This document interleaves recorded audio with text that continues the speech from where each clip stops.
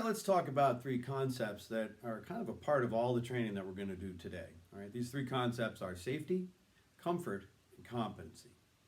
Let's start with safety. Now, safety as a concept is simply this, that the benefit of any activity or training that we undertake has to significantly outweigh the risk associated with taking that training or activity. All right, now, a simple example of an activity that we undertake on a daily basis that has kind of this risk-reward calculation in it is driving our car, right? We drive our car to the grocery store, we drive our car back and forth to work, right? Without doing that, we wouldn't be able to feed our family and we wouldn't be able to earn money to shelter them, okay? So obviously, very important activities, going to work and getting our food, and the car facilitates that in a great way, right? So we look at that and we say there's a pretty good benefit there, and the risk is relatively low that we're going to be involved in some kind of an accident, all right? So when we do that calculation on a daily basis, most all of us agree that that's an acceptable level of risk. Now let's add one little piece to that.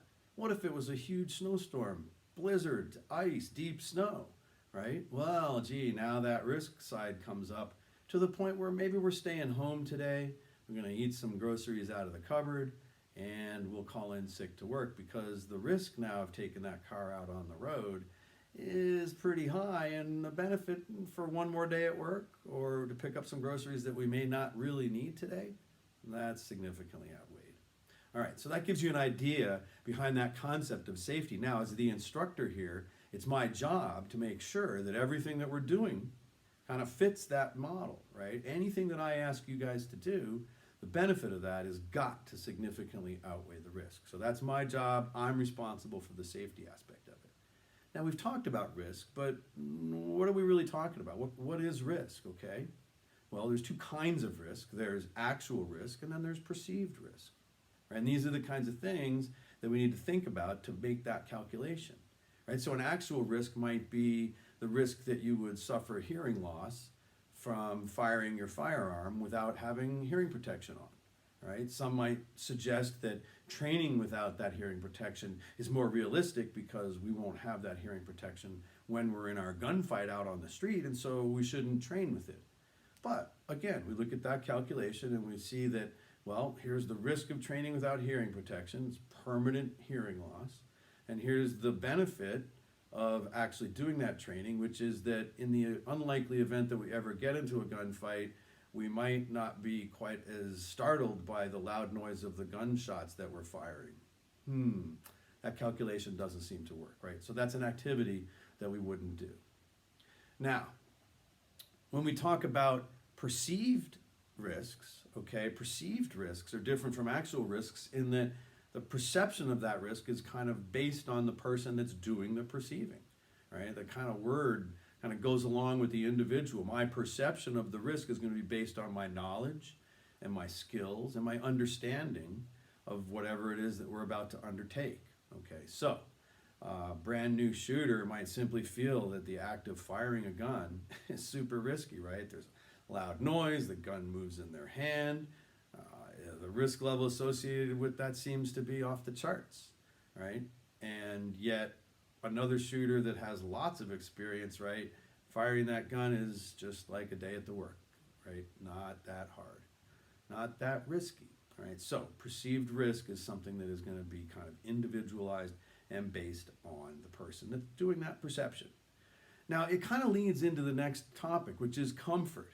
Right? Now, if I perceive a risk, and that's maybe because the instructor didn't sufficiently explain what we were going to do, maybe use terminology I wasn't familiar with, all right?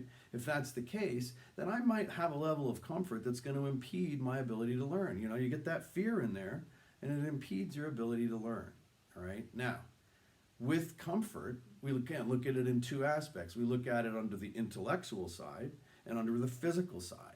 Right? Now, physical comfort is simply this.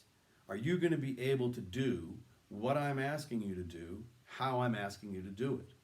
All right? There may be physical limitations that you have that make it impossible for you to perform a task in the way that we're trying to teach you to do it. And so this is where comfort kind of becomes a shared responsibility. whereas safety is really the instructor's responsibility, comfort's now a two-way street. All right, if you have this sort of physical discomfort because you're like, I just can't get into that position, we need to know about that.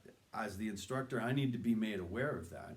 And what I can do is either make sure you're doing it right, make sure I've clearly explained it to you, or if it is truly something that you can't accommodate because of a physical limitation, we'll come up with a different way for you to do it that, again, is going to mimic kind of the way that your body is likely to naturally react. So to try to kind of stick with the philosophy of what we're trying to do here.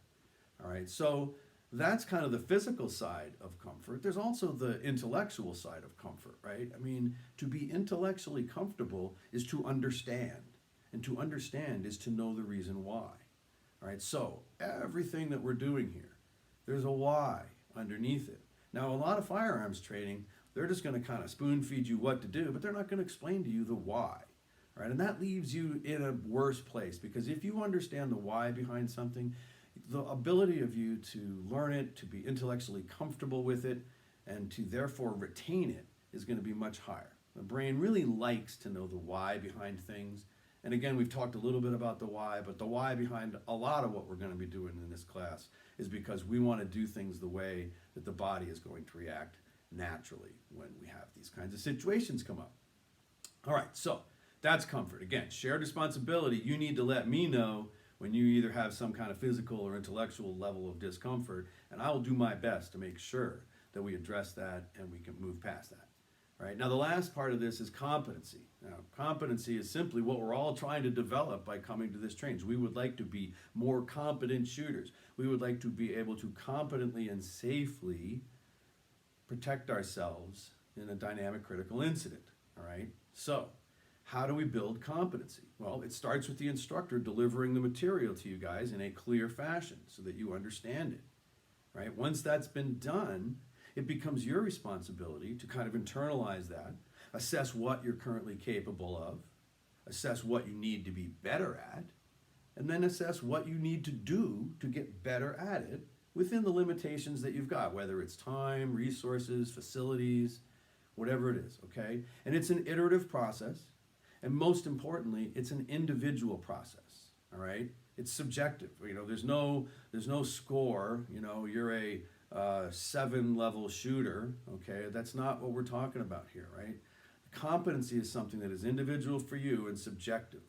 So for a SWAT team member, his level of competency is going to start out higher, but he's still trying to analyze where he's at in a particular area that he feels he's weak at, decides where he needs to be better at it, and then is going to look to see where he can up the game, where he can make that better, what kind of training can improve that.